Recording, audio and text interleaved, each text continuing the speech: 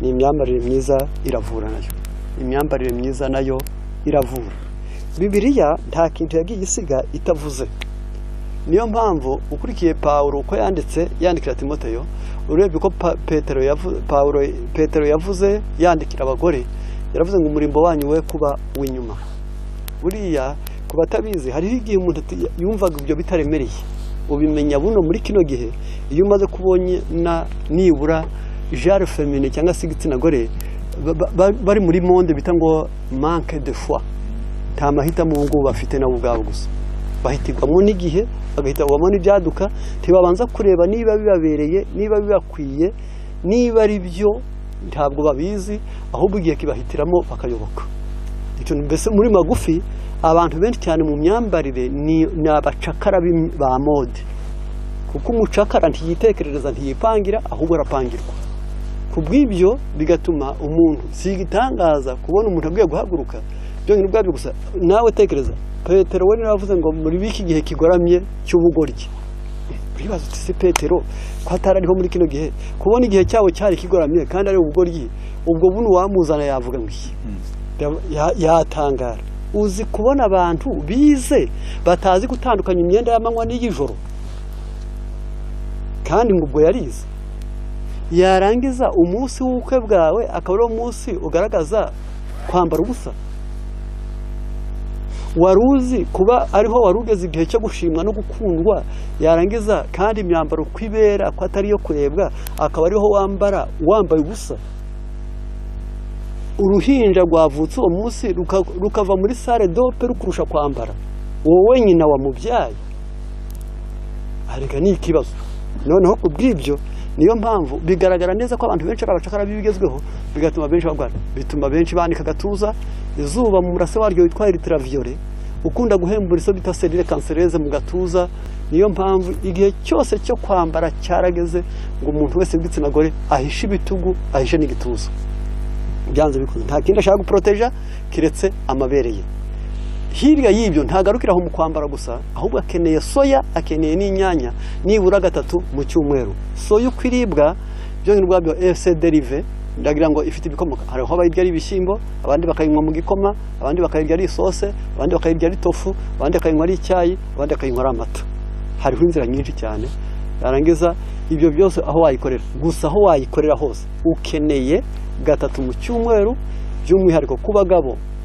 Iyo sauce niba ariyo banyoye bahisemo, abagore baba bayibahitiyemo, bagashyiramo inyanya 3 mu cyumweru, si ukuryoshya sauce. Inyanya 3 mu cyumweru si ukutuma ijisho ryishima. Inyanya 3 mu cyumweru si ibimenyetso by'ubukire, ahubwo ku bagabo n'abagore inyanya na soya 3 mu cyumweru ni itegeko ry'ubuzima, rivuze ngo ku bagabo be kugwara prostate, ku bagore be kugwara amabere. Nibyo ni imirire myiza irinda amabere. Reka rero ngande ku musozo, kuko imirire myiza naho twari twerekeje ngo nibura buri wese yongere arebe igisabwa. Page ya 84 y'igitabo cya Leo de Santé 84 haranditse hagira hati bakoreshejemo ijambo eraba ngo beaucoup de femmes sont nerveuses et size prématurément parce qu'elles se privent du granules qui purifie le sang. Igitsina gore benshi cyane basigabanza kugwara imitsi, abandi benshi cyane basaza bwangu cyane bitewe n'uko umwuka mwiza utabinjiramo ngo n'ubunebwe. Yarangiza agahora yicaye gusa ariko atagira impumu, maze amaraso agahora yanduye. Et de la liberté du mouvement qui est dans les artères, maze yarangiza kubwo kutinyagambura, maze ngo imyanda ive mu mitsi apporte une santé vie énergie. Kuko iyo umuntu akora agahumeka cyane akagira ibyuya, bituma amagara mazimaza, ubugingo bugahembuka mu maraso n'imbaraga zigakomera.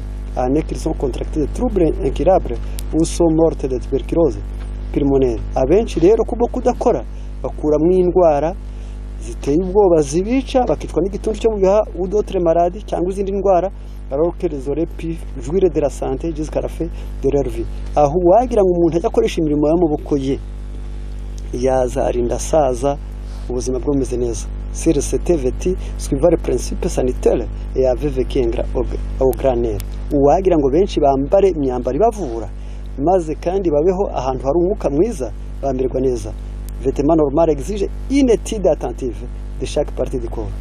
Kugira ngo bivuge ko umuntu yambaye neza bisaba ubwitonzi bukomeye cyane mu kwiga, ukiga uko bambika buri mugabane, climat, uko umuntu yambarira akarere, ubushyuhe cyangwa ubukonje, circonstance, umwanya urimo, l'état de santé, uko amagara yawe asanzwe, l'âge, imyaka urimo, l'occupation, doivent aussi être considérés, n'akazi ukora uzazirikana uko wambara. Il faut que chaque article de vêtement ait la taille voulue pour ne pas entraver la circulation du sang. Birakwiriye ko imyambaro wambaye ireshya n'uko ureshya, bigatuma amaraso yawe atembera neza, erese à la respiration, une liberté complète et naturelle, kandi ukahumeka neza imyambaro itagufashe itakugundiye, que soit aussi assez ample pour suivre le mouvement des bras.